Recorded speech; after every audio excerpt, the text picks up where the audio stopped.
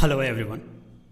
दोस्तों, आज हम लोग इंडियन पॉलिटी के एक बहुत ही महत्वपूर्ण टॉपिक जिसका नाम है फंडामेंटल राइट्स, इसके सवालों को सॉल्व करने की कोशिश करेंगे। ओके, फंडामेंटल राइट्स यानी जिसे हम लोग हिंदी में मौलिक अधिकार कहते हैं। मौलिक अधिकार जो कि हम भारतीयों को भारतीय संविधान द्वारा इसको प्रोवाइड किया जाता है। कहने का मतलब ये है कि फंडामेंटल राइट्स इतना इम्पॉर्टेंट टॉपिक है कि कोई भी एग्ज़ाम आप उठा के देख लीजिए, सिविल सर्विसेज तो छोड़िए, वनडे के एग्ज़ाम में अगर फंडामेंटल राइट से सवाल ना पूछे ऐसा हो ही नहीं सकता। यानी कहने का मतलब है कि यूपीपीएससी से लेके बीपीएससी, एमपीएससी, यहाँ तक कि यूपीएससी तक अक्सर यहाँ से सवाल हर साल पूछते हैं। अगर फंडामेंटल राइट के सवाल ना पूछें तो एग्ज़ाम ही अधूरा है। ओके, तो कहने का मतलब ये है कि ये इतना इंपॉर्टेंट है एग्ज़ाम पॉइंट ऑफ व्यू से। तो फंडामेंटल राइट्स के बारे में कुछ पहले हम लोग बेसिक पॉइंट को समझ लेते हैं कि जो फैक्चुअल नेचर के होते हैं, जहाँ से वनडे या सिविल सर्विसेज के जो फैक्चुअल नेचर के सवाल हैं या जो आपको स्टेटमेंट दे दिया जाएगा वो आप आसानी से सॉल्व कर लें। पहले उसको हम लोग शुरुआत में ही ख़त्म कर लेते हैं, इसके बाद हम लोग इसके पीवाईक्यूज़ की तरफ बढ़ते हैं जो कि यूपीपीएससी द्वारा अभी तक पूछे गए हैं। ओके, तो फंडामेंटल राइट की अगर बात किया जाए स्टूडेंट कि फंडामेंटल राइट आखिर इसके बारे में थोड़ा सा डिटेल समझने की कोशिश करें तो सबसे पहला पॉइंट ये आता है कि इंडियन कॉन्स्टिट्यूशन यानी भारतीय संविधान के पार्ट 3 में इसका जिक्र किया गया है। भाग 3 में फंडामेंटल राइट्स के होने का जिक्र किया गया है और आर्टिकल 12 से लेकर के आर्टिकल 35 तक ये फंडामेंटल राइट को मेंशन किया गया है। कहने का मतलब है यहाँ से 2 पॉइंट आपको मैंने बताया। पहला ये बताया कि इसे भारतीय संविधान के भाग 3 में रखा गया है और आपसे अगर ये सवाल पूछे कि फंडामेंटल राइट्स को भाग 3 में किस आर्टिकल से लेके किस आर्टिकल तक रखा गया है तो आर्टिकल 12 से लेके के आर्टिकल 35 तक इसकी बात की गई है। तीसरा पॉइंट आप लोग ये समझिएगा, इसको बारो कहाँ से किया गया है तो ये बेसिकली अगर देखा जाए तो इसको यूएसए के कॉन्स्टिट्यूशन यानी अमेरिकन संविधान से लिया गया है। इसको कहाँ से बारो किया गया है तो इसे यूएसए के कॉन्स्टिट्यूशन से बारो किया गया है। इसके अलावा एक पॉइंट और आप लोग जानिएगा कि इसको मैग्ना कार्टा ऑफ इंडिया भी कहा जाता है। मैग्ना कार्टा ऑफ इंडिया ऐसा क्यों कहा जाता है, पहले थोड़ा सा हम लोग ये समझ लेते हैं। मैग्ना कार्टा बेसिकली एक डॉक्यूमेंट है जो कि इंग्लैंड में 1215 के आसपास इसको प्रेजेंट किया गया था। और इसमें हुआ क्या था तो उस समय जब वहाँ पे जो राजा थे, इंग्लैंड के जो राजा थे उस समय, क्योंकि वहाँ पे मोनार्की चलती है बेसिकली, तो राजा की जो शक्ति थी उस समय उसको कम कर दिया गया था इसी मैग्ना कार्टा की वजह से। ये जो डॉक्यूमेंट है, इस डॉक्यूमेंट की वजह से जो वहाँ पे राजा की शक्ति थी उसको कम कर दिया गया था, यानी सीमित कर दिया गया था और वहाँ के जो नागरिक थे उनको अधिकार दिए गए थे। ठीक उसी तरीके से इंडिया में अगर देखा जाए, भारत में देखा जाए तो जो भारतीय संविधान है वो फंडामेंटल राइट के अकॉर्डिंग भारतीय नागरिकों को सरकार के विरुद्ध सुरक्षा प्रदान करता है। यही रीज़न है कि इसे मैग्ना कार्टा कहा जाता है।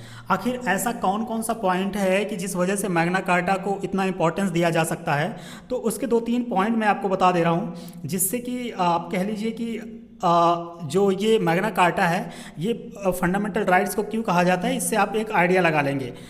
फंडामेंटल राइट्स को मैग्ना कार्टा इसलिए कहा जाता है, थोड़ा सा मैं कलर चेंज कर दूं, क्योंकि अगर देखेंगे आप ना तो जो फंडामेंटल राइट्स है ये सरकार की शक्तियों पर कंट्रोल यानी नियंत्रण लगाते हैं। आप कह सकते हैं पहला पॉइंट के रूप में कि मैग्ना कार्टा इसे क्यों कहा जाता है, तो उसमें अगर देखें तो यह सरकार की शक्तियों पर नियंत्रण लगाता है। कौन? फंडामेंटल राइट जो है वो सरकार की शक्तियों पर यानी जो गवर्नमेंट की पावर होती है उस पर नियंत्रण यानी उसमें कंट्रोल लगाता है। इसके अलावा अगर हम लोग बात करें तो ये नागरिक जो है, भारतीय नागरिक, उनको कानूनी सुरक्षा प्रदान करता है। यानी आप यहाँ पे लिख सकते हैं कि नागरिकों को कानूनी सुरक्षा प्रदान करता है। कानूनी सुरक्षा। ओके, इसके अलावा एक पॉइंट और आप लोग ध्यान दीजिएगा कि जो न्यायालय हैं यानी जो जुडिशरी है, न्यायालय यानी जो जुडिशरी है, कोर्ट है, न्यायालय यानी जो कोर्ट है उसमें विशेषकर सुप्रीम कोर्ट अगर देखा जाए तो सुप्रीम कोर्ट जो है इनके यानी फंडामेंटल राइट के संरक्षण यानी प्रोटेक्शन को गारंटी देता है। यानी कहने का मतलब है इनके संरक्षण को गारंटी देता है। कौन? Supreme court. किसके संरक्षण को? तो फंडामेंटल राइट के संरक्षण को गारंटी देता है। यही कुछ चीज़ें हैं जिस वजह से फंडामेंटल राइट्स को मैग्ना कार्टा ऑफ इंडिया के नाम से या इसको ऐसा कहा जाता है। ओके, इसके अलावा अगर हम लोग देखें तो फंडामेंटल राइट को मैं थोड़ा सा इस साइड लिखने की कोशिश करता हूँ, कलर में चेंज कर देता हूँ। ओके, तो जो फंडामेंटल राइट्स है वो अगर देखा जाए तो इसे जस्टिफिएबल राइट्स के रूप में भी जाना जाता है। जस्टिफिएबल राइट्स के रूप में इसे जाना जाता है। अब जस्टिफिएबल राइट्स का मतलब क्या होता है?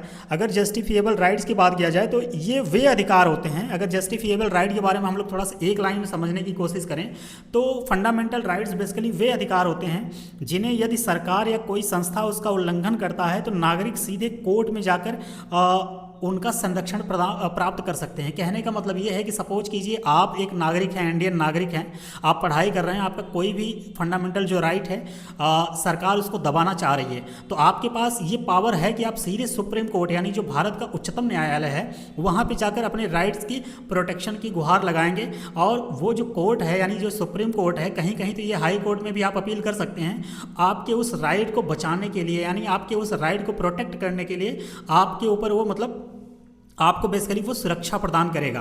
तो यानी कहने का मतलब है कि कोर्ट में जाकर आप अपने राइट्स के उल्लंघन से होने वाले मतलब जो रीज़न है उससे आप बच सकते हैं। कहने का मतलब ये है, इसीलिए इसे जस्टिफिएबल राइट्स कहते हैं। यानी आपका अगर ये राइट उल्लंघन हो रहा है तो आप सीधे सुप्रीम कोर्ट में जा सकते हैं। ओके, इसके बारे में अभी एक आर्टिकल हम लोग देखेंगे, आर्टिकल 32 यानी राइट टू कॉन्स्टिट्यूशनल रेमेडी। वहाँ पे आपको 5 तरीके का रिट दिया जाता है, वो भी आप लोग थोड़ा सा देखेंगे। ये सब जो है ना, ये फंडामेंटल राइट यही रीज़न है कि बहुत ही इम्पॉर्टेंट हो जाता है।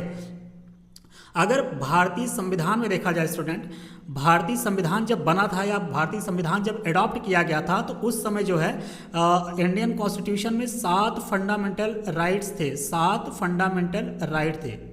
कितने? 7।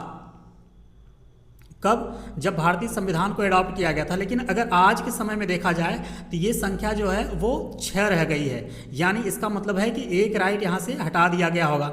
वो कौन सा राइट है अभी हम लोग देखेंगे। ओके, तो जब भारतीय संविधान को एडॉप्ट किया गया था तो उस समय 7 फंडामेंटल राइट थे, आज के समय में ये 6 रह गए हैं। तो एक एक करके हम लोग देख लेते हैं कि कौन कौन से राइट थे। ओके, तो अगर हम लोग पहले बात करें तो आप जस्ट अ मिनट या तो पहले राइट की अगर हम लोग बात करें तो राइट टू इक्वलिटी आपका आ जाएगा। पहला राइट जो है right to equality. Right to equality की अगर बात करें तो इसमें बेसिकली 5 आर्टिकल आपको देखने को मिलेंगे। आर्टिकल 14, 15, 16, 17 और 18। ये जो 5 राइट हैं इसके बारे में हम लोग जैसे जैसे सवाल आता जाएगा हम लोग डिटेल में इसके बारे में डिस्कस करते चलेंगे, यानी कॉन्सेप्ट को भी समझते चलेंगे। अभी आप सिंपली इतना समझिए कि जो 7 फंडामेंटल राइट थे वो कौन कौन से थे और उसमें कौन कौन से आर्टिकल आते हैं। तो पहला था आपका राइट टू इक्वलिटी।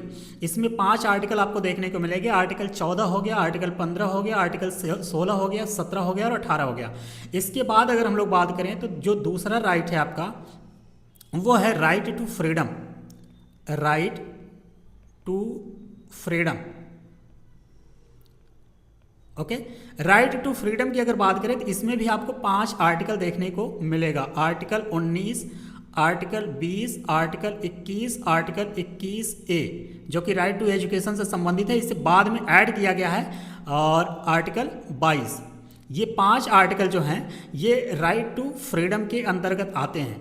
जो तीसरा राइट है स्टूडेंट, अगर हम लोग तीसरे राइट की बात करें तो तीसरा राइट कहता है right against exploitation. Right against exploitation. Right against exploitation की अगर हम लोग बात करें तो इसमें मुख्य रूप से आपके 2 आर्टिकल आते हैं। एक हो जाएगा आपका आर्टिकल 23, एक हो जाएगा आर्टिकल 24। ये 3 राइट मैंने आपको यहाँ बता दिया, बाकी जगह थोड़ा सा कम है तो मैं इस साइड लिख दे रहा हूँ। चौथे फंडामेंटल राइट की अगर हम लोग बात करें तो वो आपका हो जाएगा right to freedom of religion. Right to freedom of religion. Right to freedom of religion, इसमें अगर देखा जाए तो आपको 4 आर्टिकल देखने को मिलेगा।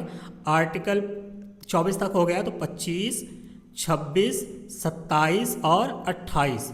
यानी कहने का मतलब है कि right to freedom of religion जो है उसमें 4 आर्टिकल आपको देखने को मिलेगा, आर्टिकल 25, 26, 27 और 28। अब हम लोग 5वें आर्टिकल की तरफ बढ़ते हैं। 5वां आर्टिकल क्या कह रहा है कि कल्चरल एंड एजुकेशनल राइट्स की बात करता है। 5वां आर्टिकल जो है वो कल्चरल एंड एजुकेशनल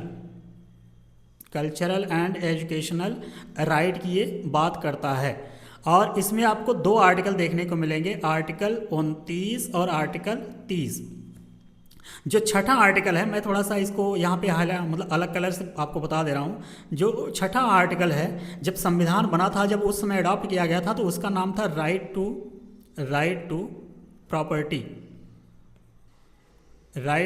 प्रॉपर्टी। ये आर्टिकल जब संविधान बना था उस समय यहाँ पे इसको ऐड किया गया था, लेकिन अगर आज के समय में देखा जाए तो ये आर्टिकल को हटा दिया गया है या ये आर्टिकल को डिलीट कर दिया गया है। ये पॉइंट आप ध्यान में रखिएगा। राइट टू प्रॉपर्टी को आज के समय में फंडामेंटल राइट नहीं है, ये आज के समय में अगर देखा जाए तो यह एक कॉन्स्टिट्यूशनल राइट है। ओके, तो ये जो है इसमें एक ही आर्टिकल था, आर्टिकल 31, जो कि 44वें संविधान संशोधन के तहत यानी 44th कॉन्स्टिट्यूशनल अमेंडमेंट एक्ट के द्वारा कब हुआ था ये 1978 के समय में 44वें संविधान संशोधन के तहत इस आर्टिकल को फंडामेंटल राइट्स के कैटेगरी से हटा करके इसे कॉन्स्टिट्यूशनल राइट बना दिया गया, और इसमें एक आर्टिकल को जोड़ दिया गया, उसका नाम था आर्टिकल 300A। यानी अगर आपसे कभी सवाल पूछे कि कॉन्स्टिट्यूशनल राइट की जगह जो राइट टू प्रॉपर्टी आज के समय में देखा जाए तो भारतीय संविधान में किस आर्टिकल के तहत आता है, तो आर्टिकल 300A के तहत आता है, और ये किस पार्ट में है, तो ये संविधान के भाग 12 में है, भाग 12। ओके, ये पॉइंट इतना आप लोग ध्यान रखिएगा। यानी कहने का मतलब है कि जो छठा आर्टिकल है यही आर्टिकल है जिसे हटा दिया गया है, रिमूव कर दिया गया है। ओके, इसके अलावा एक 7वां आर्टिकल है जो मैं आपको बता देता हूँ। 7वां आर्टिकल आपका हो जाएगा, यहाँ it पे मैं लिख दे रहा हूँ, वो है आपका right to constitutional remedies. Okay, right to constitutional remedies, इसमें एक ही आर्टिकल है और बहुत ही इंपॉर्टेंट आर्टिकल है, आर्टिकल 32। ये आर्टिकल इतना इम्पॉर्टेंट है या इतना मतलब ह्यूमन जो मतलब इंडियन नागरिक हैं उनको इतना ये पावर प्रोवाइड करता है कि वो डायरेक्ट रिट अपना सुप्रीम कोर्ट में फाइल कर सकते हैं। जब इससे संबंधित हम लोग जब डिटेल में अध्ययन करेंगे तो वहाँ पे जितने रिट हैं, टोटल 5 तरीके के रिट होते हैं, उनको एक एक करके समझने की कोशिश करेंगे। अभी हम लोग शुरुआत कर रहे हैं इस टॉपिक का, क्योंकि ये काफ़ी लेंदी टॉपिक होगा, तो इसमें 2 या 3 लेक्चर आपको देखने को मिल सकता है। तो जैसे क्योंकि इसमें ज़्यादा सवाल आते हैं तो सवाल की जो संख्या है वो भी काफ़ी यहाँ पर ज़्यादा आपको देखने को मिलेगी। तो जैसे जैसे ये आर्टिकल्स आते जाएंगे हम लोग एक एक करके उसको समझने की कोशिश करते चलेंगे। ओके, तो ये कुछ मोटे तौर पे मैंने आपको बता दिया। 1-2 पॉइंट आप लोग और ध्यान रखिएगा, मैं यहाँ पे लिख दे रहा हूँ कि जो फंडामेंटल राइट्स है वो अगर आपसे कभी ये सवाल पूछे कि वो कौन कौन से आर्टिकल्स हैं या कौन कौन से अनुच्छेद हैं जो कि सिर्फ और सिर्फ भारतीय नागरिकों को अवेलेबल हैं, यानी विदेशी नागरिकों को ये नहीं दिया जा सकता, तो मैं यहाँ पे लिख दे रहा हूँ कि fundamental rights available to citizens, available to Indian citizens. तो आपके 5 आर्टिकल ऐसे आपको देखने को मिलेंगे, आर्टिकल 15, आर्टिकल 16, आर्टिकल 19, आर्टिकल 29 और आर्टिकल 30। ये 5 आर्टिकल ऐसे हैं जो कि सिर्फ और सिर्फ भारतीय नागरिकों को दिए जा सकते हैं या उनको ही ये मिलते हैं। बाकी और जो फॉरेन नागरिक, जो विदेशी नागरिक भारत में आते हैं, उनको ये राइट्स नहीं अवेलेबल है। ओके, तो एक एक करके मैं थोड़ा सा ब्रीफली आपको ऐसे समझाता जा रहा हूँ। मैं यहाँ पे लिखने की कोशिश नहीं करूँगा क्योंकि यहाँ पे स्पेस बहुत कम है। आर्टिकल 15 क्या कहता है? आर्टिकल 15 ये कहता है कि prohibition of discrimination on the grounds of religion, race, caste, sex या प्लेस ऑफ बर्थ, यानी किसी के खिलाफ आप अस्पृश्यता को रोकने की बात करता है आर्टिकल 15। यानी किसी भी इंसान के खिलाफ डिस्क्रिमिनेशन नहीं किया जा सकता, किस किस बेस पे, किस किस ग्राउंड पे, तो रिलीजन यानी उसके धर्म के बेस पे, और रेस पे, कास्ट पे, उसके सेक्स पे, वो लिंग या मेल है, फीमेल है, ट्रांसजेंडर है उसके बेसिस पे, या प्लेस ऑफ बर्थ, वो कहाँ पे पैदा हुआ है उसके बेसिस पे। आर्टिकल 16 की अगर हम लोग बात करें तो आर्टिकल 16 जो है equality of opportunity in matter of public employment की बात करता है, यानी जो सरकारी नौकरियां हैं, पब्लिक एम्प्लॉयमेंट है, उसमें इक्वालिटी ऑफ अपॉर्चुनिटी यानी समान मौके उनको मिले जाने चाहिए, सभी नागरिकों को समान मौका मिले, उसकी बात करता है। कौन सा आर्टिकल? आर्टिकल 16। अनुच्छेद 19 की अगर हम लोग बात करें, आर्टिकल 19, आर्टिकल 19 क्या कहता है कि protection of certain rights as freedom, यानी ये राइट इतना इंपॉर्टेंट है, इसमें कई तरीके के आपको फ्रीडम देखने को मिलते हैं। आप कहीं भी आसानी से इकट्ठा हो सकते हैं, आप प्रोटेस्ट कर सकते हैं, आप किसी के बारे में फ्रीली स्पीच कर सकते हैं, एक मैनर में रह के कानून का उल्लंघन किए बिना आप किसी के बारे में बात कर सकते हैं, आप कहीं भी गैदर हो सकते हैं, इस देश में कहीं आ जा सकते हैं, और मतलब कई तरीके की प्रोटेक्शन आपको यहाँ पे मिलती है आर्टिकल 19 के तहत। ओके, आर्टिकल 29 की अगर बात करें तो आर्टिकल 29 क्या कहता है कि protection of interest of minorities, तो ये माइनॉरिटीज़ के जो इंटरेस्ट होते हैं उनके प्रोटेक्शन की बात करता है। और आर्टिकल 30 की अगर हम लोग बात करें तो आर्टिकल 30 क्या कहता है कि right of minorities to establish and administer of educational institution. Okay, तो बेसिकली जो आर्टिकल 29 है, आर्टिकल 30 है, ये स्पेसिफिकली आप देखेंगे तो माइनॉरिटीज़ के बारे में बात करता है। तो टोटल मिला के ये 5 आर्टिकल ऐसे हैं जो कि सिर्फ और सिर्फ भारतीय नागरिक को ही मतलब मिलते हैं, ये विदेशी नागरिकों के बारे में इसमें कोई जिक्र नहीं है। बाकी जितने भी आपको फंडामेंटल राइट देखने को मिलेंगे, जो वो चाहे देसी मतलब आप कह लीजिए इंडियन हो या विदेशी हो, जो कि भारत में घूमने आए हैं या रहने आए हैं, उनको भी मिलता है। लेकिन ये 5 आर्टिकल 15, 16, 19, 29 और 30 जो हैं वो सिर्फ और सिर्फ भारतीय नागरिकों को ही दिए जाते हैं या मिलते हैं। इसके अलावा एक पॉइंट और आप लोग ध्यान में रखिएगा फंडामेंटल राइट्स के बारे में, कि फंडामेंटल राइट्स जो है वो जस्ट अ मिनट, हाँ, या fundamental rights can be suspended during emergency, it can be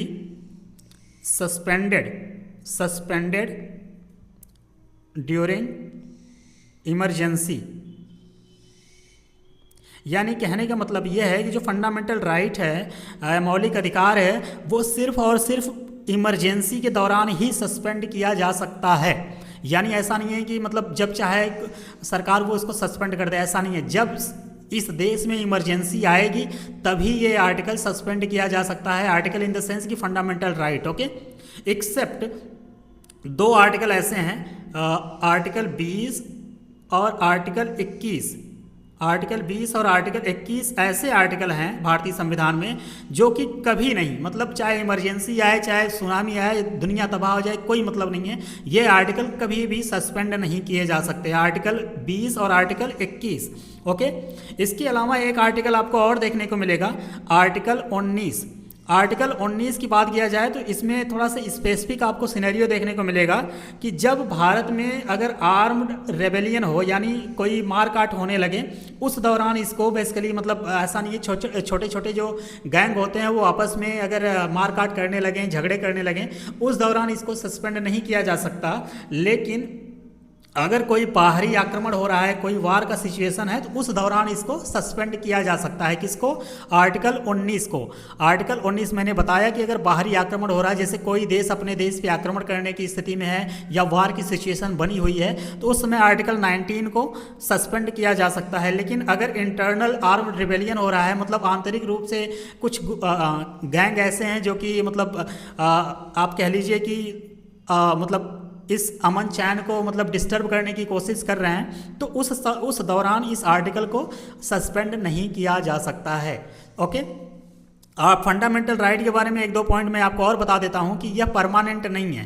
parliament अगर चाहेगी तो इसे घटा या बढ़ा सकती है। कहने का मतलब यह है कि अगर फंडामेंटल राइट को ऐड करना है या फंडामेंटल राइट को डिलीट करना है, तो बेसिकली इसमें जो आप कह लीजिए कि जिसके पास पावर है वो कौन है, तो पार्लियामेंट है। भारतीय संसद के पास ये पावर है कि वो इसको रिड्यूस कर सकती है, इस राइट को कम कर सकती है, इसको बढ़ा सकती है। ओके, तो ये कुछ स्पेसिफिक प्रोविजंस कह लीजिए या कुछ स्पेसिफिक आप कह लीजिए कि फंडामेंटल राइट्स के पॉइंट्स हैं जो कि आपको अक्सर एग्जाम में सवाल के रूप में देखने को मिल जाएंगे। ओके, तो जितना पॉइंट मैंने आपको बताया, मेरे पास स्पेस यहाँ पे कम है, नहीं तो मैं आपको थोड़ा सा और डिटेल में बता देता। स्पेस थोड़ा सा यहाँ पे इन द सेंस ये है कि पीपीटी को मैंने पीडीएफ में कन्वर्ट कर दिया है, इसलिए स्पेस आपको ज़्यादा दिखेगा नहीं। ओके, तो यही रीज़न है। बाकी जितना मैंने आपको बताया ये कहीं आप नोट कर लीजिएगा, और इसको बार बार आप रिवाइज कीजिएगा, चाहे आप वनडे के एग्जाम की तैयारी करते हैं चाहे सिविल सर्विसेज की। ये जितने भी पॉइंट हैं ये आपको अक्सर एग्जाम में आपको देखने को ही मिलेंगे। ओके, तो आज का जो पहला सवाल है आज के टॉपिक का, अब हम लोग उस सवाल की तरफ मूव करते हैं, क्योंकि जितना बेसिक पॉइंट एक ज़रूरत थी उतना मैंने आपको बता दिया है। इससे ज़्यादा ज़रूरत जो पॉइंट है वो जैसे जैसे सवाल आता जाएगा मैं आपको डिटेल में समझाने की कोशिश करता चलूँगा। ओके, जो भी कॉन्सेप्ट आएंगे, जो भी पॉइंट्स आएंगे स्पेसिफिक, मैं आपको बताता चलूँगा। तो आज के टॉपिक का पहला सवाल हम लोग सॉल्व करने की कोशिश करते हैं। ये कह रहा है कि which of the following is correct.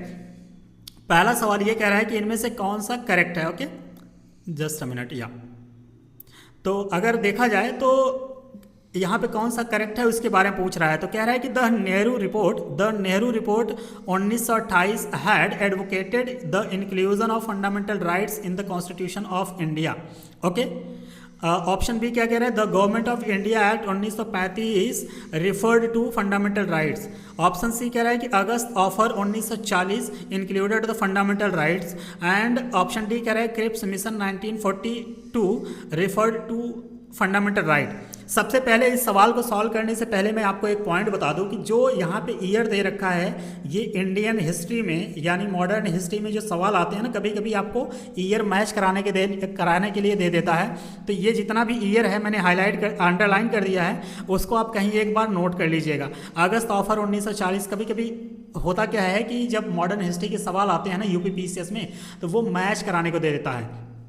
Match कराने के यानी एक तरफ आपके कह लीजिए कि कोई घटना है, घटना के अपोजिट में आपको ईयर दे देता है मैच कराने के। तो ये चारों पॉइंट आप लोग एक जगह कहीं नोट कर लीजिएगा। क्रिप्स मिशन 1942 में आया था, अगस्त ऑफर 1940 में चला था, गवर्नमेंट ऑफ इंडिया एक्ट 1935 ये बहुत ही इंपॉर्टेंट है। क्यों?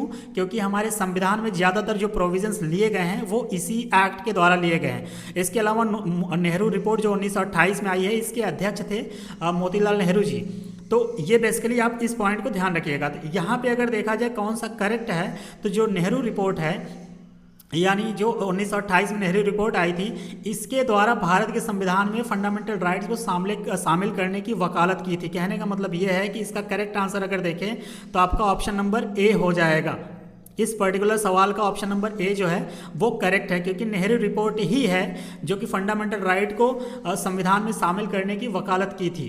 ओके, तो नेहरू रिपोर्ट के बारे में थोड़ा सा हम लोग बेसिक जान लेते हैं। बेसिकली अगर नेहरू रिपोर्ट के बारे में देखें तो भारत के संवैधानिक सुधार के लिए जो तैयार की गई एक महत्वपूर्ण रिपोर्ट थी।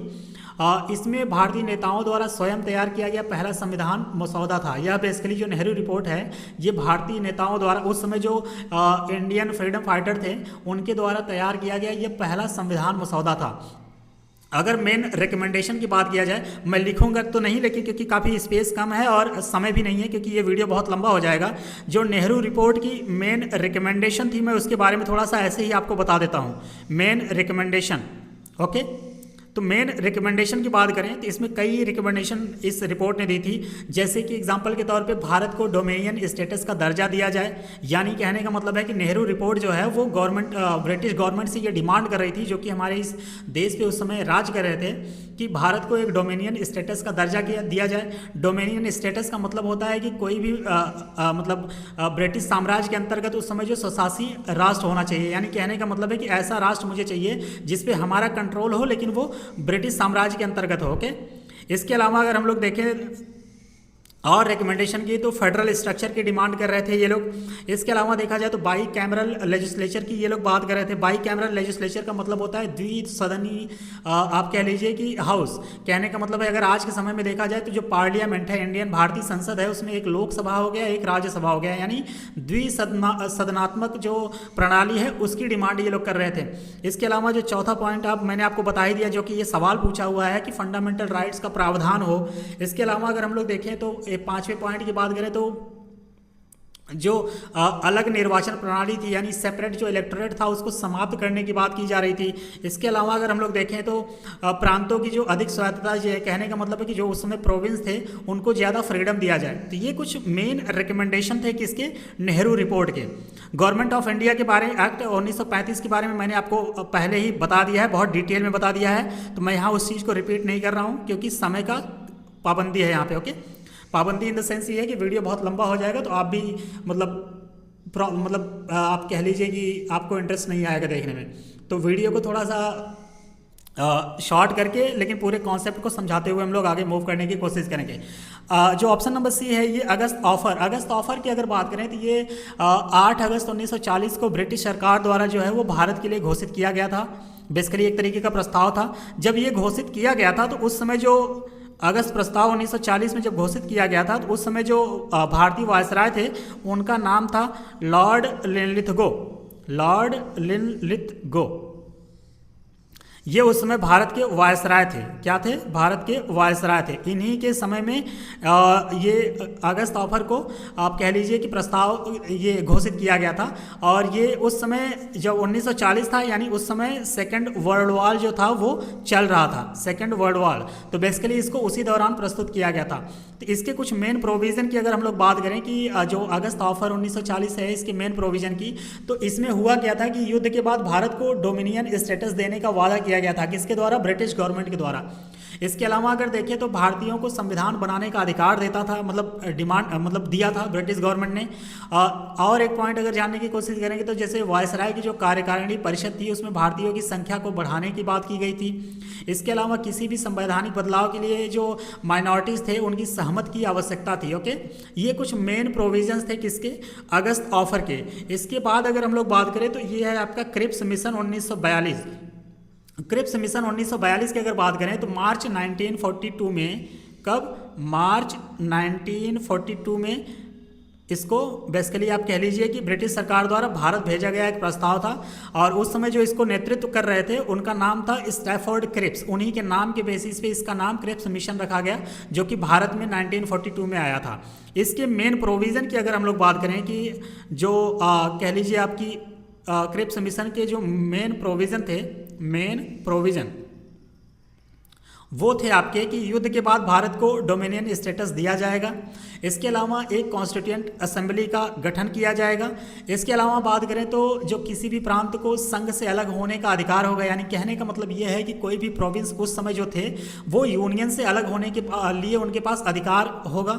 और अगर देखा जाए तो एक पॉइंट और आप लोग नोट कर लीजिएगा कि जो उस समय युद्ध चल रहा था सेकेंड वर्ल्ड वॉर, उसमें यानी युद्ध काल के समय जो डिफेंस का कंट्रोल होगा वो ब्रिटिश गवर्नमेंट के पास ही रहेगा।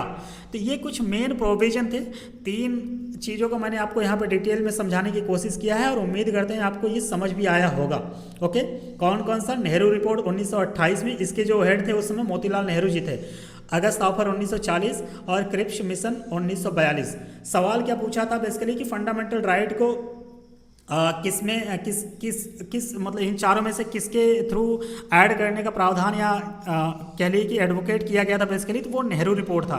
नेहरू रिपोर्ट ही था जो कि भारतीय संविधान में फंडामेंटल राइट को ऐड करने की बात कर रहा था। ओके, अगले सवाल पे चलते हैं। अगला सवाल कह रहा है स्टूडेंट कि who among the following person said for the fundamental right a pledge to our people, a pledge to our people and a pact with the civilised world. यानी कहने का मतलब है कि ये सवाल ये कहना चाह रहा है कि निम्नलिखित में से किसने मौलिक अधिकारों के लिए यानी फंडामेंटल राइट्स के लिए कहा था कि ये हमारी जनता के प्रति एक प्रतिज्ञा है और सभ्य दुनिया के साथ एक समझौता है। ऐसा किसने कहा था? तो उस समय कहा था डॉक्टर एस राधाकृष्णन जी ने। ओके, सर्वपल्ली राधाकृष्णन जी ने ऐसा कहा था। उन्होंने कहा था बेसिकली कि हमारी जनता से किया गया वादा और सभ्य जगत के साथ किया गया समझौता है क्या? मौलिक अधिकार। ओके, तो बेसिकली ये फंडामेंटल राइट के बारे में ही इन्होंने ऐसा कहा था। तो इसका करेक्ट आंसर आपका हो जाएगा ऑप्शन नंबर बी। अगले सवाल पे चलते हैं। अगला सवाल क्या कह रहा है स्टूडेंट कि fundamental rights can not be suspended. नहीं, इट कैन बी सस्पेंडेड। तो ये ऑप्शन आपका गलत हो गया। Can be suspended by the order of prime minister. नहीं, प्राइम मिनिस्टर के पास वो पावर नहीं होती कि वो फंडामेंटल राइट को सस्पेंड करा सके। ओके, तो ये भी नहीं होगा। ऑप्शन नंबर सी क्या कह रहा है? Can be suspended on the will of president, यानी राष्ट्रपति की इच्छा शक्ति के अनुसार इसको सस्पेंड किया जा सकता है। नहीं, ये भी गलत हो जाएगा। ऑप्शन नंबर डी क्या रहा है? Can be suspended during emergency, यानी ये स्टेटमेंट आपका सही है कि फंडामेंटल राइट को इमरजेंसी के दौरान सस्पेंड किया जा सकता है। ओके, तो ऑप्शन नंबर डी इसका आपका करेक्ट आंसर हो जाएगा, ऑप्शन नंबर डी। और इसके अलावा 2 आर्टिकल मैंने आपको शुरुआत में ही बताया था कि आर्टिकल 20 और आर्टिकल 21, ये चाहे कुछ भी हो जाए इस धरती पे, मतलब भारत के सेंस में आपको ये सस्पेंड नहीं कर सकते आप। यानी आर्टिकल 20 और आर्टिकल 21 ये आप कभी भी सस्पेंड नहीं कर सकते। अगर ये पॉइंट देखा जाए कि आर्टिकल 20 क्या कह रहा है, तो आर्टिकल 20 कहता है कि protection in respect of conviction of for offences, और आर्टिकल 21 क्या कहता है, protection of life and personal liberty. ये दो आर्टिकल ऐसे हैं जो कि कभी भी सस्पेंड नहीं किए जा सकते हैं, और ऐसा जो कि मतलब इस फंडामेंटल राइट को इमरजेंसी के दौरान सस्पेंड करने की बात जो है वो हमारे संविधान के तहत दो आर्टिकल हैं, उनका नाम है बेसिकली आर्टिकल 358 एंड आर्टिकल 359। इसके द्वारा ये प्रावधान किया गया है या शक्ति मिलती है कि फंडामेंटल राइट को इमरजेंसी के दौरान सस्पेंड किया जा सके। ओके, तो उम्मीद करते हैं ये पॉइंट आपको समझ में आ रहे होंगे। अगले सवाल पे चलते हैं। अगला सवाल कह रहा है student, consider the following statement about the fundamental rights in India, यानी फंडामेंटल राइट के बारे में कौन कौन से इसमें से स्टेटमेंट जो है वो सही हैं या करेक्ट हैं। तो पहला स्टेटमेंट कह रहा है कि they are guarantee against state action. ये बात सही है या गलत है? तो ये बात बिल्कुल सही है। ओके, तो यानी कहने का मतलब है कि भारत के संविधान द्वारा फंडामेंटल राइट की को गारंटी दी गई है जो राज्य की कार्रवाई के विरुद्ध सुरक्षा प्रदान करते हैं। तो ये स्टेटमेंट आपका बिल्कुल सही है। स्टेटमेंट 2 क्या कह रहा है कि they are enumerated in part 3 of the constitution, यानी इन अधिकारों का जो उल्लेख है वो संविधान के भाग 3 में किया गया है। तो बात सही है कि पार्ट 3 में ही फंडामेंटल राइट की बात की गई है। इसके बाद क्या कह रहा है स्टेटमेंट 3 कि दे ensure social, economic and political justice. ये बात भी बिल्कुल सही है क्योंकि फंडामेंटल राइट जो है वो social, economic and political justice को इंश्योर करता है। ओके, स्टेटमेंट 4 क्या कह रहे हैं, they are unlike bill of rights in USA. ये स्टेटमेंट आपका गलत होगा। क्यों? क्योंकि ये अधिकार जो है वो बिल ऑफ राइट्स के समान है, यूएसए के जो बिल ऑफ राइट्स है उसके समान है। तो इस हिसाब से देखिए तो यहाँ पे बोल रहा है कि ये जो राइट है फंडामेंटल राइट, ये बिल ऑफ राइट्स जो यूएसए में है उसके असमान है, उससे विभिन्न है। नहीं, ये स्टेटमेंट आपका गलत हो जाएगा क्योंकि वो उसके समान है। तो अगर 4 स्टेटमेंट आपका चौथा गलत है तो चौथा आपको यहाँ देखने को मिलेगा, तो ये स्टेटमेंट आपका चला जाएगा, बाकी तीनों सही हैं। तो कहने का मतलब ये है कि जो इसका करेक्ट आंसर अगर हो जाएगा तो आपका 1, 2 और 3, 1, 2, 3 किस में है? 1, 2, 3 है आपका स्टेटमेंट एक ऑप्शन नंबर डी में, इसमें सी में। तो 1, 2, 3 यहाँ पे करेक्ट हो जाएगा। ओके, तो इसका करेक्ट आंसर आपका हो जाएगा ऑप्शन नंबर सी। अगले सवाल पे चलते हैं। अगला सवाल क्या कह रहा है कि under which article of the constitution of India fundamental rights have been provided to citizens, यानी जो फंडामेंटल राइट है जो भारतीय नागरिकों को प्रोवाइड किया जा रहा है वो भारतीय संविधान की किस आर्टिकल में बात किया जाता है। तो मैंने शुरू में ही बताया कि ये पार्ट 3 में है, और पार्ट 3 के अलावा बात करें तो ये आर्टिकल 12 से लेकर के आर्टिकल 35 तक ये बात करता है। ओके, तो आर्टिकल 12 से लेकर आर्टिकल 35 ऑप्शन नंबर बी में है। तो इसका करेक्ट आंसर आपका हो जाएगा ऑप्शन नंबर बी, क्योंकि आर्टिकल 5 से लेके 11 तक जो है वो सिटीजनशिप की बात करता है, आर्टिकल 36 से लेके 51 तक जो है वो डीपीएसपी की बात करता है। तो जो फंडामेंटल राइट है वो आर्टिकल 12 से लेके आर्टिकल 35 तक बात करता है। अगले सवाल पे चलते हैं। इसका ऑप्शन हो गया ऑप्शन नंबर 20। ठीक है, अगले सवाल पे चलते हैं। ये कह रहा है कि the main object of article 13 of Indian constitution to secure the paramountcy of the constitution regarding. Okay, तो कहने का मतलब यह है कि ये सवाल ये कहना चाह रहा है कि भारतीय संविधान के आर्टिकल 13 का मुख्य उद्देश्य निम्नलिखित के संबंध में संविधान की सर्वोच्चता को सुनिश्चित करना है। तो कौन सा हो जाएगा?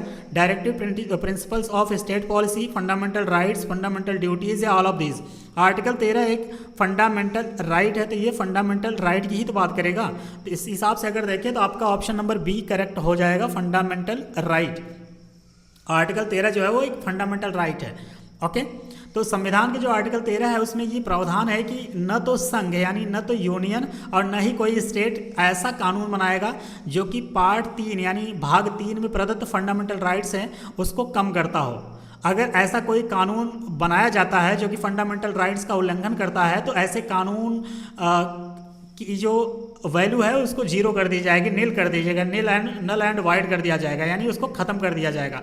तो आर्टिकल 13 बेसिकली क्या कह रहा है कि आर्टिकल 13 ये कहता है कि न तो यूनियन और न ही कोई राज्य ऐसा कानून बनाएगा जो भाग 3 में प्रदत्त फंडामेंटल राइट्स हैं उसको छीनता हो या उसको कम करता हो। तो इसका करेक्ट आंसर हो जाएगा आपका option number B, fundamental rights. Okay, अगले सवाल पे चलते हैं। ये कह रहा है कि in the Indian constitution the right to equality is guaranteed by 5 articles. Okay, right to equality मैंने आपको बताया कि आर्टिकल 14 से लेकर के आर्टिकल 18 तक है, यानी 14, 15, 16, 17, 18 टोटल इसमें 5 आर्टिकल आपको देखने को मिलेंगे। वही बात कर रहा है कि भारतीय संविधान में right to equality is granted by 5 articles they are. तो आर्टिकल 14 से 18 तक जो भी होगा वही आपका करेक्ट आंसर हो जाएगा। तो यहाँ पे अगर देखें तो ऑप्शन नंबर सी आपका करेक्ट आंसर हो जाएगा, आर्टिकल 14 से लेके आर्टिकल 18 तक। एक एक करके मैं आपको थोड़ा सा बेसिक आइडिया बता देता हूँ कि आर्टिकल 14 से लेके आर्टिकल 18 तक आखिर क्या क्या है। बहुत ही क्विकली मैं बताने की कोशिश करूँगा। आर्टिकल 14 की अगर बात करें तो आर्टिकल 14 जो है स्टूडेंट, वो equality before law and equal protection of law की बात करता है। Okay, article 14। आर्टिकल 15 की अगर हम लोग बात करें तो आर्टिकल 15 जो है वो आपका प्रोहिबिशन ऑफ डिस्क्रिमिनेशन की बात करता है। ओके, यानी ये डिस्क्रिमिनेशन की बात करता है। एक एक वर्ड पकड़ के अगर आप याद करेंगे ना तो आपको जल्दी याद भी हो जाएगा और एक मेमोरी बनी रहेगी, जिससे अगर एग्जाम में आप स्टेटमेंट देखेंगे, पूरा स्टेटमेंट अगर आपको याद भी नहीं है तब भी आप आसानी से एक कीवर्ड पकड़ के उसके आंसर को आइडेंटिफाई कर पाएंगे। तो prohibition of discrimination on the ground of religion, race, caste, sex और प्लेस ऑफ बर्थ। आर्टिकल 16 की अगर हम लोग बात करें, आर्टिकल 16 जो बात करता है वो बेसिकली कहता है इक्वालिटी ऑफ अपॉर्चुनिटी। यहाँ पे मैं लिख दे रहा हूँ अपॉर्चुनिटी। ओके, अपॉर्चुनिटी कहाँ पे? पब्लिक एम्प्लॉयमेंट की बात कर रहा है, यानी सभी को पब्लिक एम्प्लॉयमेंट यानी गवर्नमेंट नौकरियों में समान मौके मिले। आर्टिकल 17 की अगर हम लोग बात करें, आर्टिकल 17 क्या कहता है? Abolition of untouchability. एबॉलिशन यानी अनटचेबिलिटी की बात कर रहा है, अनटचेबिलिटी, अस्पृश्यता यानी छुआछूत की बात कर रहा है, उसको खत्म करने की बात कर रहा है। आर्टिकल 18 की अगर हम लोग बात करें, आर्टिकल 18 कहता है abolition of titles. Abolition of titles. Article 18 जो है वो एबोलिशन ऑफ टाइटल्स की बात करता है। तो मैंने पांचों आर्टिकल आपको बता दिया और इस पांचों आर्टिकल को आप लोग ध्यान में रखिएगा। ओके, इसका करेक्ट आंसर आपका हो जाएगा ऑप्शन नंबर सी। अगले सवाल पे चलते हैं। ये कह रहा है स्टूडेंट कि which one of the following article of the Indian constitution puts an absolute limitation on the legislative power. कहने का मतलब ये है कि भारतीय संविधान के निम्नलिखित अनुच्छेदों में से, यानी जो 4 ऑप्शन दे रखे हैं, आर्टिकल 14, आर्टिकल 15, आर्टिकल 16 और आर्टिकल 17, इनमें से कौन सा अनुच्छेद ऐसा है जो कि लेजिस्लेटिव पावर पर पूर्ण यानी एब्सोल्यूट लिमिटेशन यानी पूर्ण प्रतिबंध लगाता है। यानी लेजिस्लेटिव पावर पर पूर्ण प्रतिबंध लगाने का अधिकार किस आर्टिकल में है? तो भारत के संविधान के अनुच्छेद 14 के अंतर्गत, जो कि इक्वालिटी बिफोर लॉ का प्रावधान है, यही आर्टिकल जो है यही लेजिस्लेटिव पावर पर पूर्ण प्रतिबंध लगाता है। तो यानी इसका स्टेटमेंट आप ऑप्शन नंबर ए करेक्ट हो जाएगा। ऑप्शन नंबर ए इसका करेक्ट आंसर हो जाएगा आपका ऑप्शन नंबर ए। अगले सवाल पे चलते हैं। अगला सवाल है स्टूडेंट कि which of the following fundamental rights was amended as a result of decision of the supreme court of India in state of Madras versus Champakam Dorairajan case. Okay, यानी चंपकम दोरईराजन केस जो है इसके बारे में पूछ रहा है। तो सवाल का अगर एक मीनिंग समझने की कोशिश किया जाए तो ये सवाल ये कहना चाह रहा है कि निम्नलिखित में से कौन सा मौलिक अधिकार फंडामेंटल राइट्स सर्वोच्च न्यायालय के मद्रास राज्य बनाम चंपकम दोरईराजन मामले में दिए गए निर्णय के परिणाम स्वरूप संशोधित किया गया था। तो right to equality before law की बात किया जा रहा है, राइट अगेंस्ट डिस्क्रिमिनेशन की बात किया जा रहा है, राइट अगेंस्ट अनटचेबिलिटी की बात किया जा रहा है, right to freedom of speech and expression की बात किया जा रहा है। तो अगर ओवरऑल देखा जाए तो जो राइट अगेंस्ट डिस्क्रिमिनेशन है उसमें संशोधन सर्वोच्च न्यायालय के मद्रास राज्य बनाम चंपकम दोरईराजन मामले में दिए गए फैसले के बाद किया गया है। यानी राइट अगेंस्ट डिस्क्रिमिनेशन यानी ऑप्शन नंबर बी इसका करेक्ट हो जाएगा। इसी मामले में बेसिकली देखा जाए, यानी इस आप कह लीजिए कि ये जो state of Madras versus Champakam Dorairajan case है, इसके दौरान ही राइट अगेंस्ट डिस्क्रिमिनेशन की बात इसी फैसले के दौरान दिया गया था। तो इसका करेक्ट इस ऑप्शन आपका हो जाएगा ऑप्शन नंबर बी। अगले सवाल पे चलते हैं। ये कह रहा है कि which of the following article of the Indian constitution guarantees equality of opportunity to all citizens of India in matters relating to public employment। तो अभी हम लोगों ने देखा आर्टिकल 16 जो है वो यही बात कर रहा था। आर्टिकल 16 क्या बात कर रहा था बेसिकली कि equality of opportunity in public employment की बात करता था। तो अब हम लोग देखते हैं आपके ऑप्शन को। तो आर्टिकल ऑप्शन 1 कह रहा है आर्टिकल 15 ये तो नहीं होने वाला है। ऑप्शन बी कह रहा है आर्टिकल 16(1) और 16(2) क्लॉज 2, इसको बोलते हैं क्लॉज, इसको क्या बोलते हैं क्लॉज 1 एंड क्लॉज 2। तो इसको आप बेसिकली जो ब्रैकेट में दिया है उसको क्लॉज बोला जाता है। ओके, तो आर्टिकल 16(a) मतलब 16 क्लास 1 एंड क्लास 2 के तहत सभी नागरिकों को या सभी नागरिकों के लिए जो रोजगार या नियुक्ति से संबंधित मामले हैं उसमें समान अवसर सुनिश्चित किया गया था। तो इसका करेक्ट आंसर हो जाएगा आपका option number B, article 16(a) clause 1 and 16 clause 2। Okay, तो इसका करेक्ट आंसर आपका हो गया ऑप्शन नंबर बी। अगले सवाल पे चलते हैं। अगला सवाल ये कह रहा है स्टूडेंट कि which one of the following is not included in the fundamental rights to equality as enshrined in the Indian constitution. कहने का मतलब यह है कि निम्नलिखित में से कौन सा अधिकार है भारतीय संविधान में निहित है जिसमें फंडामेंटल राइट्स टू इक्वालिटी में शामिल नहीं है। एक एक करके हम लोग देख लेते हैं। Fundamental rights, right to equality की अगर हम लोग बात करें तो शुरुआत में ही हम लोगों ने देखा राइट टू इक्वालिटी की हम लोग बात करें तो इसमें 5 आर्टिकल मैंने बताया, आर्टिकल 14 से लेकर के आर्टिकल 18 तक। ओके, 5 आर्टिकल इसमें मेंशन किया था। तो एक एक करके हम लोग देखते हैं। पहला ऑप्शन क्या कह रहा है इक्वालिटी बिफोर लॉ, यानी ये आर्टिकल 14 की बात कर रहा है। किसकी? आर्टिकल 14 की बात कर रहा है। आर्टिकल 14 की बात करता है equality before law. Social equality की अगर हम लोग बात करें तो सोशल इक्वालिटी आर्टिकल 15 बात करता है। आर्टिकल जो 15 है वो सोशल इक्वालिटी की बात करता है। इक्वल अपॉर्चुनिटी की बात करें तो ये आर्टिकल अभी पिछले ही सवाल में हम लोगों ने देखा आर्टिकल 16 इसकी बात करता है। इकोनॉमिक इक्वालिटी की अगर बात करें तो ये राइट टू इक्वालिटी में मेंशन नहीं किया गया है। यानी कहने का मतलब है यही आपका करेक्ट आंसर हो जाएगा। क्यों?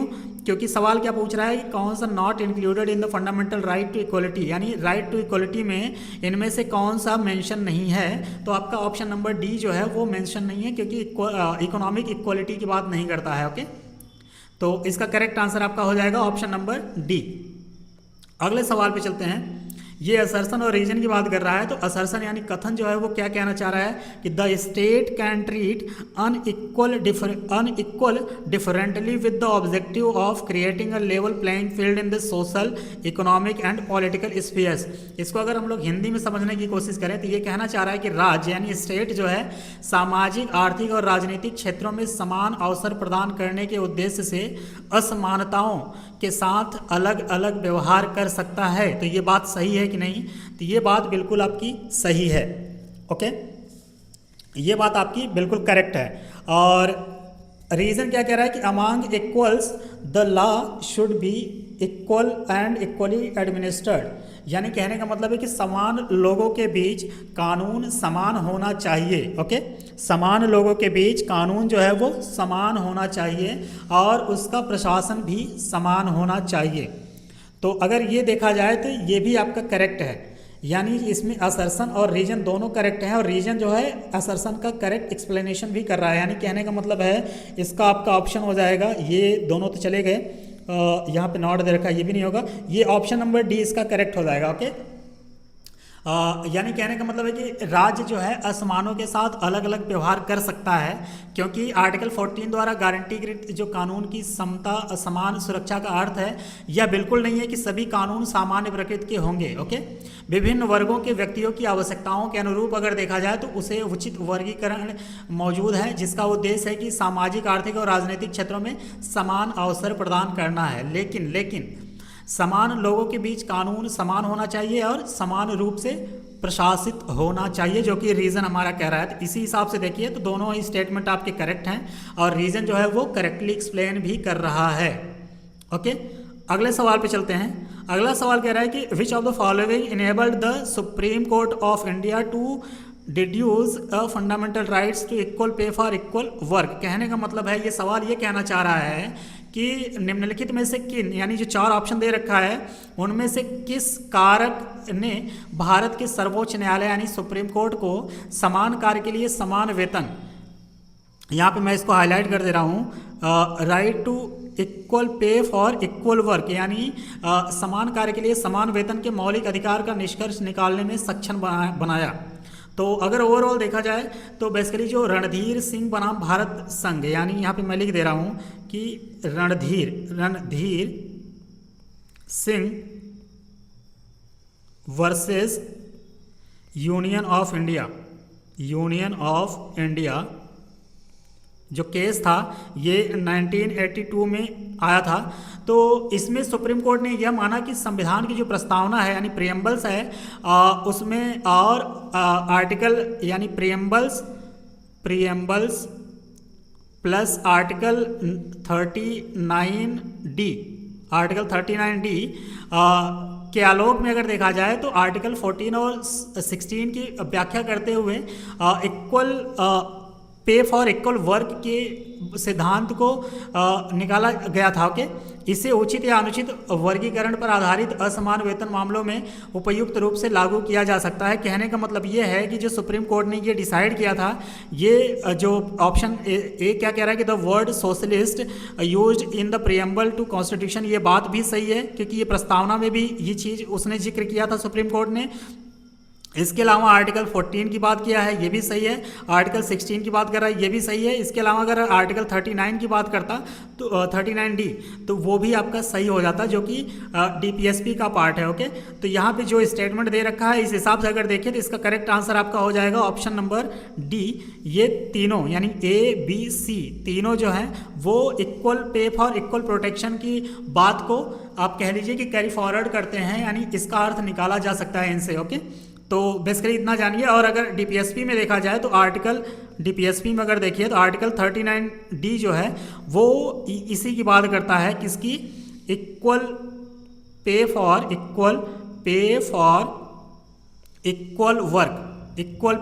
इक्वल वर्क की बात करता है। ओके, ये पॉइंट आप ध्यान में रखिएगा। ये DPSP की बात हो गई, ये आर्टिकल फंडामेंटल राइट के आगे जा चुका है, ये DPSP में आता है।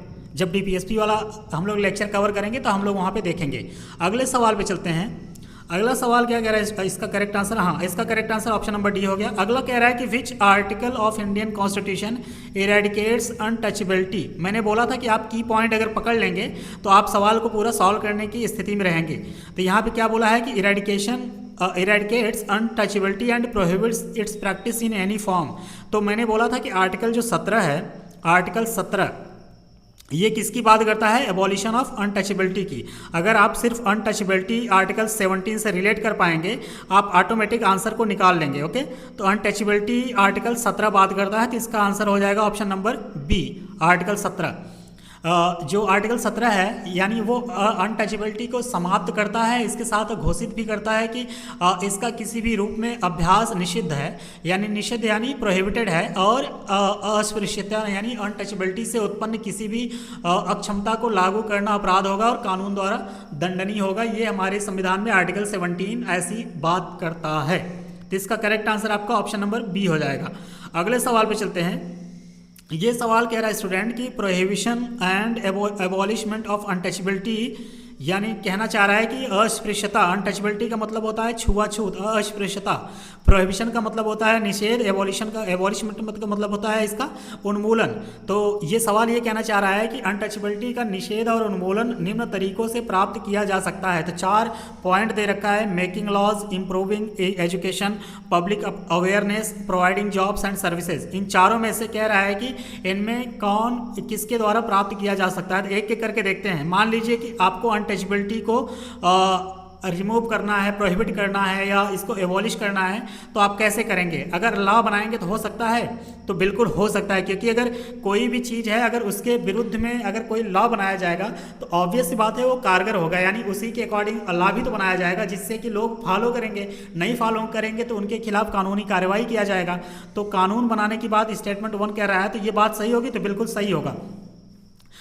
दूसरा पॉइंट कह रहा है इम्प्रूविंग एजुकेशन, यानी शिक्षा में सुधार किया जाए। अगर कोई अनपढ़ आदमी है, उसको कोई चीज़ बोलिए तो वो नहीं मानेगा, लेकिन अगर वही उसको पढ़ा दिया जाए, उसको शिक्षा दे दिया जाए, उसको बेसिकली कह लीजिए एक जागरूक बना दिया जाए, तो वो चीज़ को करने के लिए वापस काम करेगा? नहीं करेगा, क्योंकि उसमें अगर कोई ना कोई मॉडिफिकेशन, एजुकेशन एक ऐसी प्रॉपर्टी है कि किसी भी इंसान को दे दीजिए, अगर उसका माइंड थोड़ा बहुत ही अगर मतलब ब्रेन वॉश वो ना हो तो ऑटोमेटिक वो उस चीज़ को फॉलो करेगा। तो एजुकेशन देने से अनटचेबिलिटी को प्रोहिबिट किया जा सकता है, तो किया जा सकता है।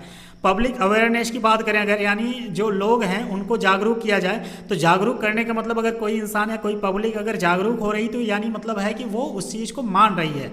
तो बेसिकली पब्लिक अवेयरनेस से अनटचेबिलिटी को कम किया जा सकता है, तो किया जा सकता है।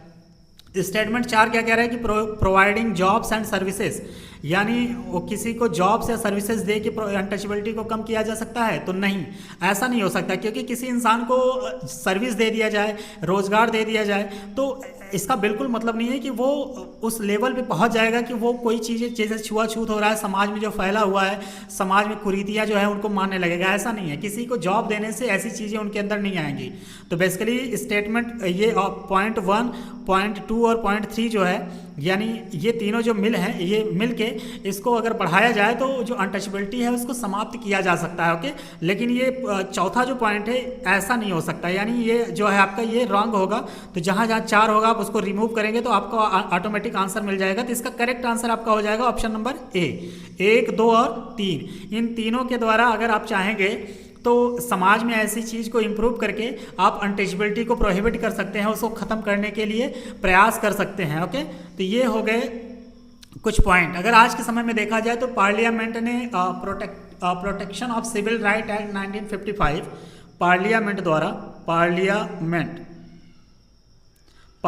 द्वारा एक लॉ ला गया था, एक एक्ट को पारित किया गया था जिसका नाम है protection of civil rights act 1955।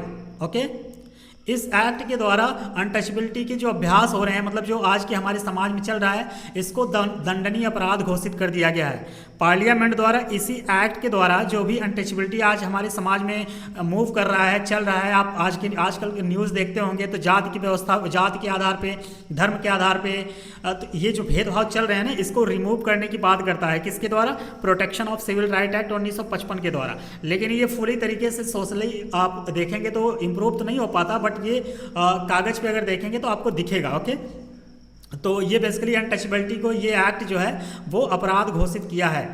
तो उम्मीद करते हैं स्टूडेंट आपको ये लेक्चर पसंद आया होगा और ये सीरीज अच्छी लग रही होगी। ओके, तो ये फंडामेंटल राइट्स काफ़ी लेंदी टॉपिक है, यहाँ पे आपको अक्सर ज़्यादा सवाल देखने को मिलते हैं। तो ये एक वीडियो में कवर करना इसके लिए पॉसिबल नहीं है। क्यों? क्योंकि वीडियो भी एक लिमिट में बनाना है कि 1 घंटे के आसपास ही वीडियो भी रहे और आपको सारे ऑप्शन के साथ आपको कॉन्सेप्ट भी समझाने की बात होती है।